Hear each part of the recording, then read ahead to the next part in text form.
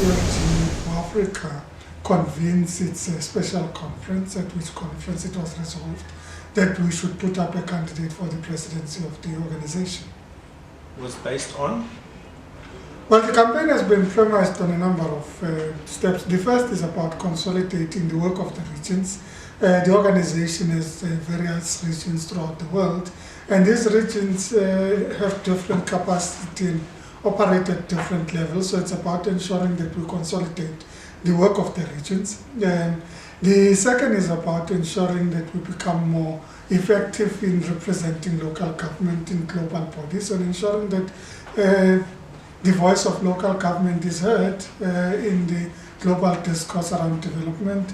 And it is also about local government assuming its most critical role as an implementing agent of the new development agenda, starting with the Sustainable Development Goals, the Paris Action Agenda on Climate Change, and the anticipated agreements in Quito on the new urban agenda. So this place local government at the epicenter of development, and I think that it's important that the new leadership of UCLG facilitate partnerships with the United Nations bodies, non-governmental organizations, civil society, and other institutions to facilitate and enable our local authorities to assume this role of implementing this new development agenda.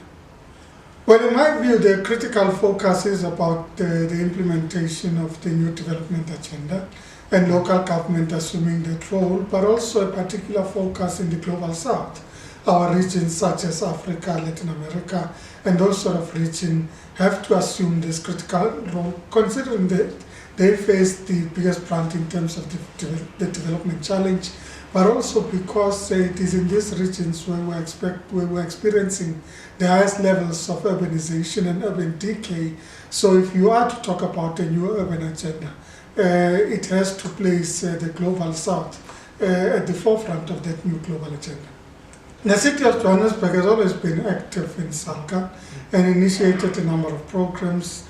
Notably now, we're working as SALGA with the city of Johannesburg and all the municipalities in Gauteng on the first pooled financing mechanism on the African continent to finance our water infrastructure, which is a resource that is scarce in our region, and we're currently facing water restriction in our respective municipalities. So it's very important that we also look on the demand side on mitigating the water losses in our cities. So through a pooled financing mechanism where the municipalities are able to pull together and raise one instrument, we would be able to raise resources that address these challenges. And this is a very innovative product that is being introduced by organized local government through the South African Local Government Association in partnership with its members, the municipalities, and in partnership with government, both provincial government in Gauteng and the National Department of Water Affairs and Sanitation.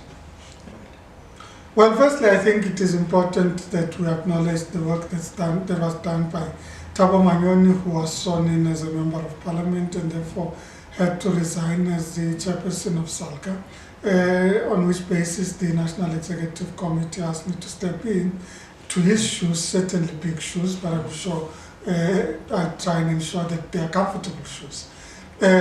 Our responsibility ultimately as the South African Local Government Association is to ensure that we represent our member municipalities as effectively as possible, including the process of reviewing legislation and subordinate legislation that impacts on local government, ensuring that legislation is developed that enhances the work of local government and will protect local government where there's legislation that impacts negatively on local government. We've experienced pieces of legislation such as ARTO, the Administrative Adjudication of Road Traffic Offences Act, that have impacted negatively on the cities where the pilots have been taking place, which is the city of Johannesburg and the city of Tshwane. So we should lobby that these are reviewed.